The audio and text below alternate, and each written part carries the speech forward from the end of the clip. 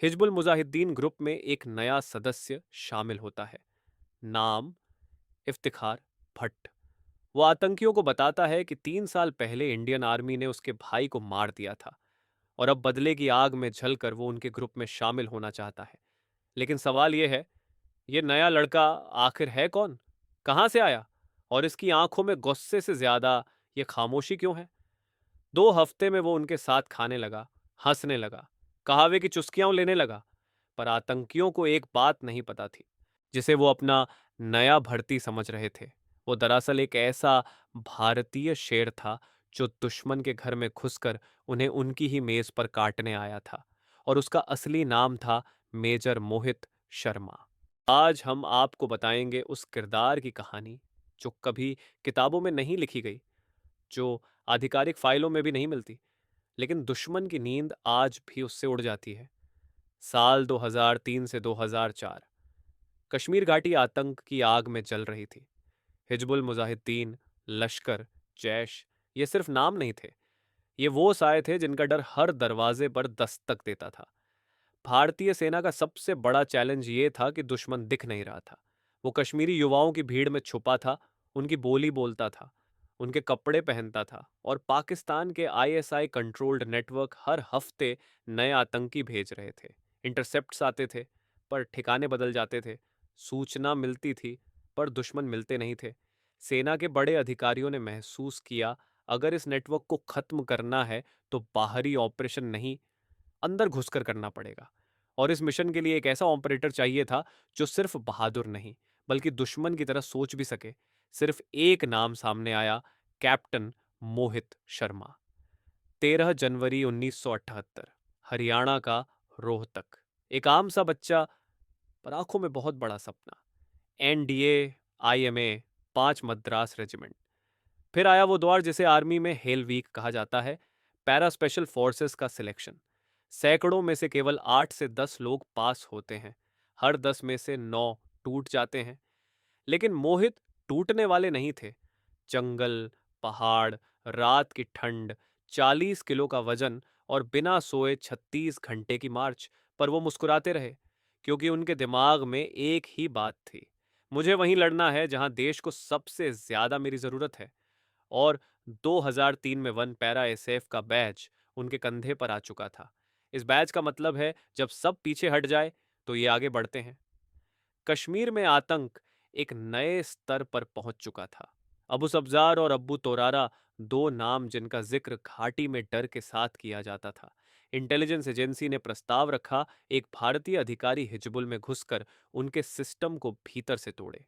ये सुनकर पूरे कमरे में सन्नाटा फैल गया, क्योंकि ये मिशन मौत से भी ज्यादा खतरनाक था। अगर पहचान खुलती बड़े तो उन्हें गोली नहीं, टॉर्चर का सामना करना पड़ता। पर मोहित ने एक सेकंड भी नहीं सोचा। उन्होंने सिर्फ कहा, मैं तैयार हूं। नई पहचान बनाना फिल्मों जैसा आसान नहीं होता।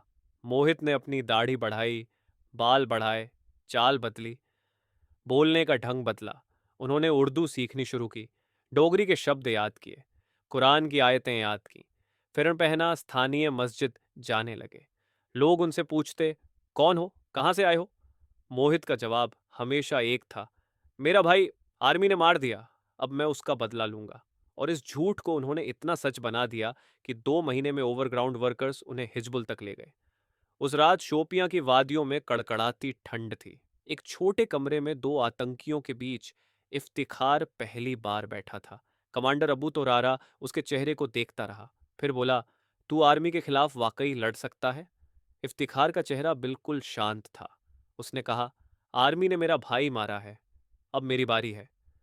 उसकी आंखों की ठंडक ने आतंकियों को यकीन दिला दिया, पर उन्हें नहीं पता था, यह ठंडक एक भारतीय सैनिक की थी, जो अपने गुस्से को शांति में छुपाना जानता था। इफ्तिखार उनके साथ खाता, उनके साथ हंसता, उनके साथ कहवा पीता, लेकिन इस सब के बीच वो हर चीज नोट करता। उनके छुपने के ठिकाने, उनके हथियार, किसके पास कौन सा रोल है, कौन कब बाहर जाता है, कौन किससे मिलता है। वो चुपचाप हर जानकारी इंडियन इंटेल तक पहुंचाता गया। धीरे धीरे मोहित ने हिजबुल का पूरा सिस्टम डिकोड कर लिया था। 14 दिन बीत चुके थे। तोरारा को इफ्तिखार पर शक होने लगा। उस रात एक छोटे कमरे में तीनों बैठे थे। बाहर बर्फ गिर रही थी, अंदर चूल्हे पर कहवा उबल रहा था। इफ्तिखार 3 गिलास भरकर अंदर आया, बैठ गया। तीनों चुपचाप कहवा पी रहे थे। फिर अचानक तोरारा ने उसका घुटना पकड़ा। सच बता, तू है कौन? कमरा अचानक भारी हो गया। इफ्तिखार ने गिलास नीचे रखा, धीरे से खड़ा हुआ, कंधे से राइफल उतारी और उनकी तरफ फेंक दी। अगर शक है तो गोली मार दो, मैं भागूंगा नहीं। ये सुनकर तोरारा उल्टा हिल गया। उसको लगा कि ये लड़का सच में पागल है। पर असलियत ये थी, मोहित उनके मन में भरोसा पैदा कर रहा था। वो भरोसा जो 1 सेकंड में सब कुछ बदलने वाला था। जैसे ही तोरारा सब्जार की तरफ मुड़कर कुछ बोलने लगा, उसी पल कमरे में धड़ धड़ 2 गोलियों की आवाज गूंजी। इफ्तिखार ने अपने फिरन के अंदर छिपाई 9 mm पिस्तौल निकाली और दोनों आतंकियों को सिर में एक एक गोली मार दी। कमरा धुएं से भर गया, बारूद की गंध हवा में तैरने लगी और इफ्तिखार वही खाट पर बैठ गया, शांति से अपना कहवा पूरा करने, जैसे कुछ हुआ ही न हो। यही था मोहित शर्मा। अगली सुबह वो फिर इफ्तिखार नहीं था, वो फिर कैप्टन मोहित शर्मा था। उसका दिया हुआ इंटेल इतना सटीक था कि हिजबुल कई महीनों तक कमांड फेलियर से जूझता रहा। सेना ने उसी साल उसे सेना मेडल दिया, लेकिन मोहित के लिए यह जीत काफी नहीं थी।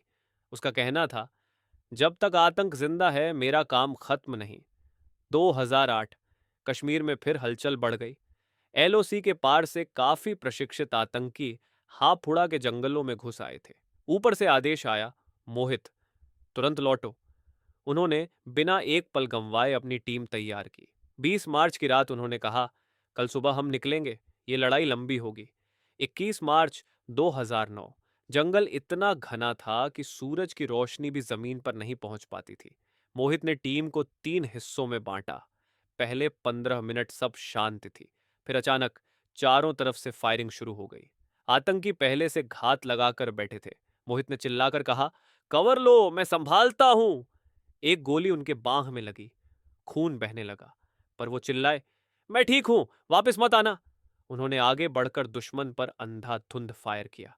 1, 2, 3, 4 आतंकी उनकी फायरिंग में ढेर हो गए और इसी दौरान उनके सीने में दूसरी गोली लगी, ठीक उस जगह जहां जैकेट कवर नहीं था। गोली लगने के बाद उनकी चाल धीमी हुई, पर रुक नहीं गए। पेड़ के सहारे बैठे बैठे वो लगातार फायर करते रहे।